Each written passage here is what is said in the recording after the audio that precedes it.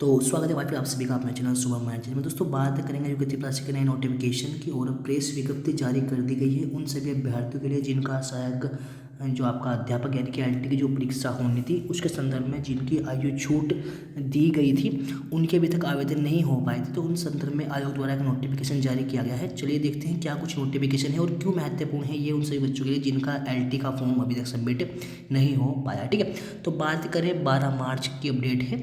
और अगर मैं बात करूँ विषय की तो सहायक अध्यापक जो एलटी की परीक्षा थी उसमें आवेदन का अवसर यानी कि जो कला वर्ग के बच्चे थे उनको आवेदन का अवसर और साथ में ऊपरी सीमा में जो 6 माह की छूट दी गई है उसके संदर्भ में बच्चों को कहा गया है कि वे इन पदों पर आवेदन कर सकते हैं। ठीक है, चलिए जैसा आप सभी को पता है कि कोविड-19 के तहत 4 विज्ञापनों में आयोग की सेवा की छूट दी गई थी, वो भी 6 माह की।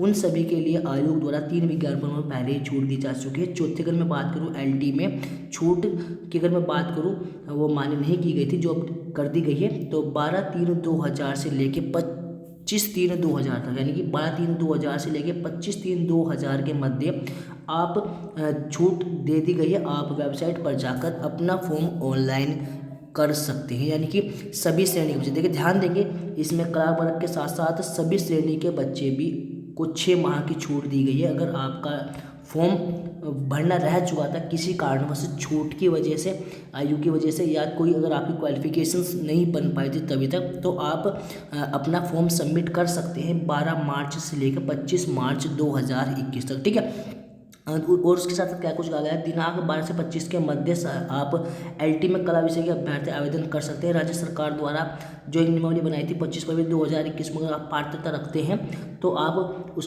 क्योंकि आप सभी जानते हैं बीएड की अनिवार्यता को समाप्त कर दिया गया था, उसके अनुसार बच्चे क्या कर सकते हैं, आवेदन कर सकते हैं। ठीक है, और चूंकि इस परीक्षा को अप्रैल माह में होना था अतः इससे अधिक आवेदन पत्र भरने के समय दिया जाएगा तो संभव नहीं हो पाएगा। यानी कि अगर मैं बात करूं एग्ज़ाम जो कहा गया था अप्रैल में होगा तो थोड़ा सा उसमें तो प्रॉब्लम हो सकती है होने में।